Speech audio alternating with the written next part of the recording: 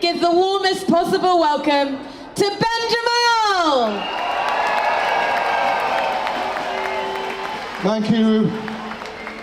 Friends, I want to thank each and every one of you who has been marching for 2 years and who came again today, 600,000 strong.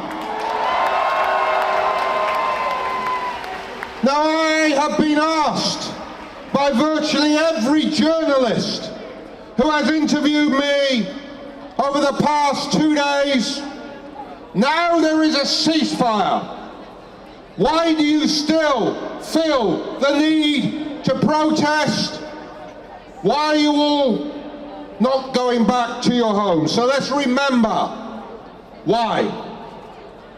Let us remember what we said at the start of this rally, that we came, first of all, to mourn with the Palestinian people 2 years of a genocide that has killed, slaughtered over 67,000, leaving uncounted thousands under the rubble, destroyed all of the infrastructure of life in Gaza, left not a hospital fully functioning, and left hundreds of thousands still facing death by famine. We came as well, yes, to share the relief and, yes, joy of the Palestinian people that a ceasefire has been declared. We know why people were dancing 2 days ago on the streets of Khan Yunis. Today, maybe, Palestinian parents might feel able not to have to, once more, write the names of their children upon their children's arms, so that if they are blown to bits, some part of them might be recognizable for burial. Today, I am remembering the words of Atef Abu Said, who on January the 19th of this year, the day the last ceasefire was declared, wrote this: "The dream of each person who died has been to hear this announcement. Lucky the man or woman who got to hear it. Lucky the child or adult who can start to think of making their way back to the pile of rubble that is their home. Lucky are those who will have time to breathe and think of tomorrow and maybe the day after." But today, friends, we also share the trepidation of the Palestinian people that this ceasefire will not hold, a trepidation rooted in the knowledge that Israel has violated every ceasefire agreement it has ever signed and been enabled to do so by Western governments, including our own. But today, most of all, whilst we welcome the fact that the bombs are for now not falling on Gaza and aid may soon be delivered to prevent death by starvation, we know that Donald Trump's plan is not a pathway to an enduring peace, because it does not address the root causes of the violence. It has nothing to say about the killing, the displacement, the ethnic cleansing and the destruction that is continuing today in the West Bank. It has nothing to say about what is required to end the military occupation. It has nothing to say about what is required to dismantle the structure of apartheid that exists across all of historic Palestine, and not a word to say about what is required to enable the majority of the Palestinian people, including every single member of my Palestinian family, to return from exile to the homes from which their families were expelled in 1948. We know what this plan is. It is a plan to normalise Israel's ongoing crimes, to return to business as usual. But we know this: Israel's system of oppression is built on an ideology, Zionism, that denies rights to Palestinians and ultimately dehumanises them, an ideology that since 1948 has been made manifest in every law and policy and action that has built and sustains the architecture of apartheid, a structure of racist supremacy that inevitably establishes a racist mindset across a whole society. Remember the opinion polls in June of this year that told us that 82% of Israeli Jews believe still that every Palestinian should be expelled from Gaza, 56% that Israel should expel every Palestinian citizen of Israel, and that 47% believe that Israel has the right to slaughter every Palestinian living in the towns and cities that it occupies.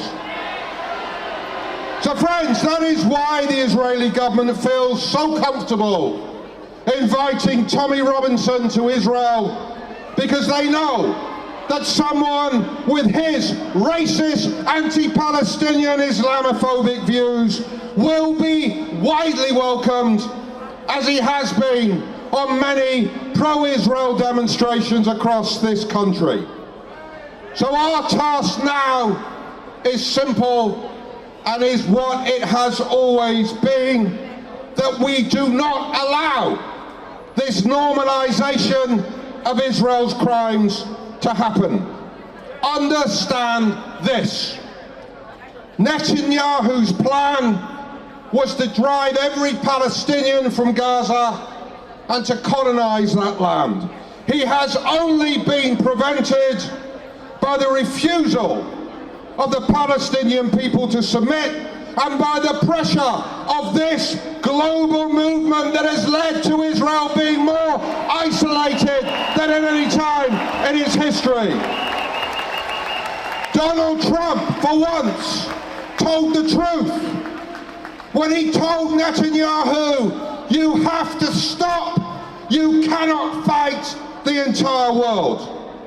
So today, we reassert our demand for an end to the complicity of our government, our public bodies, our companies, our corporations with Israel's ongoing system of racist oppression. And right now,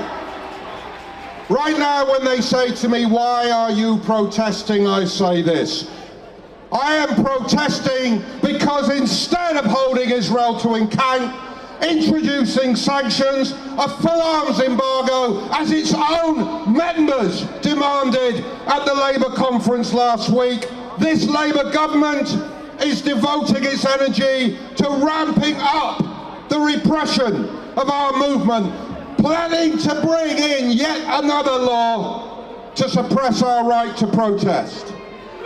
And grotesquely, they and other leaders are weaponizing a racist attack on a synagogue to demonize each and every one of you, to demonize all of us.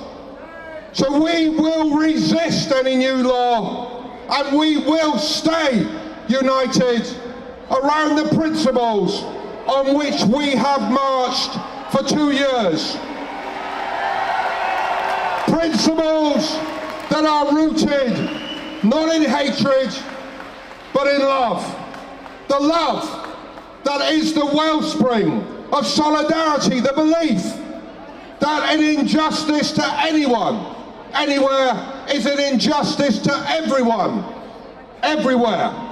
And the belief that standing up to racism and racist violence anywhere means standing up to it everywhere.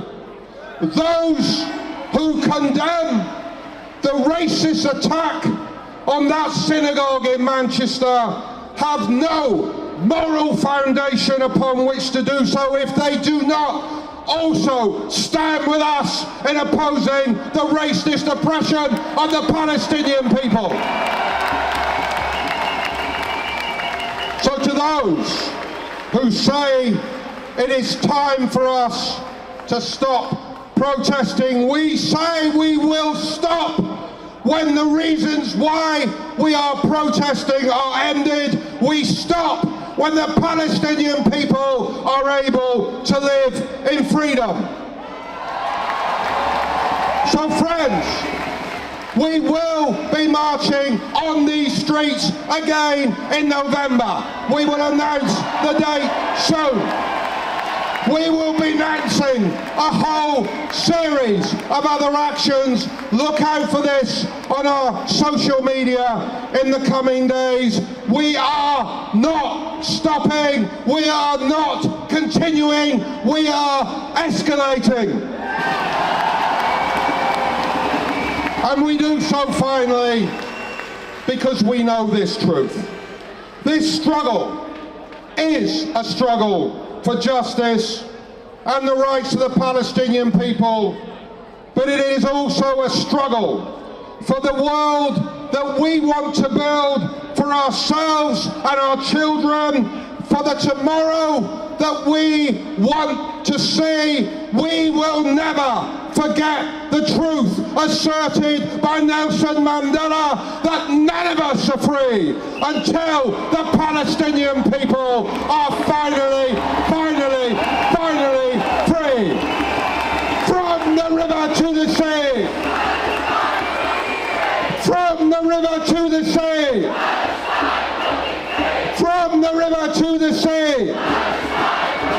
Thank you.